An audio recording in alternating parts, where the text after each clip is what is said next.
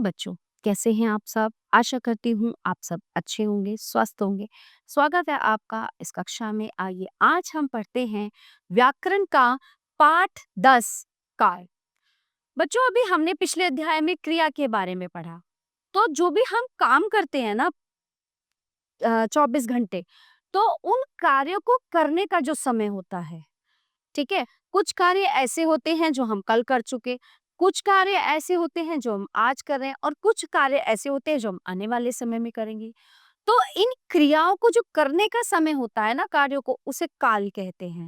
इसको टेंस भी कहते हैं और इसको टाइम भी कहते हैं। ठीक है, अब देखिए, पिछला दिन बीत गया, आज का दिन चल रहा है, अगला दिन आएगा।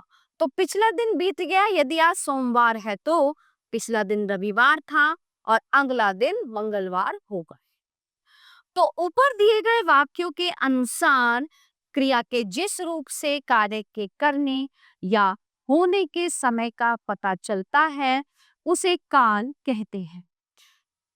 इसी आधार पर काल के 3 भेद होते हैं: वर्तमान काल, भूतकाल और भविष्य। सबसे पहले बात करते हैं वर्तमान काल की। जो समय अब चल रहा है उसे वर्तमान काल कहते हैं। इस काल के वाक्यों के अंत में है, हैं, हूं, हो आते हैं। जैसे माधुरी इस समय पढ़ रही है, तुम कहाँ रहते हो। वर्तमान काल की बात हो रही है, जो समय चल रहा है। वे खिलाड़ी हैं, मैं बीमार नहीं हूं। अब अगला आता है भूतकाल। जो समय बीत गया उसे भूतकाल कहते हैं।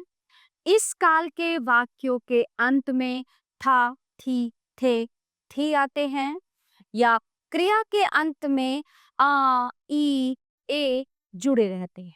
जैसे मेहमानों ने चाय पी, वह पार्क में बैठा था, लड़कियां गीत गा रही थीं, राहुल कल चला गया। ठीक है, तो इसमें जो कार्य हैं सारे बीते समय में हो रहे हैं, यानी कि जो चला गया। अब आता है भविष्य, फ्यूचर टेंस। जो समय आगे आएगा उसे भविष्य काल कहते हैं। इस काल के वाक्यों के अंत में गा, गी, गे आते हैं। जैसे वसुधा अब स्कूल जाएगी, वह कविता पढ़ेगा, हम आज स्कूल जाएंगे, नानी हमें कहानी सुनाई। ठीक है, तो ये था का। तो बच्चों, इस पाठ से हमने क्या सीखा कि क्रिया के जिस रूप से कार्य के करने या होने के समय का पता चलता है उसे काल कहते हैं। और काल के 3 भेद होते हैं: वर्तमान काल, भूतकाल और भविष्य काल। ठीक है, तो प्यारे बच्चों, ये पाठ यहीं पे समाप्त होता है। आशा करती हूँ आपको अच्छे से समझ आया होगा। मिलते हैं अगली कक्षा में। धन्यवाद।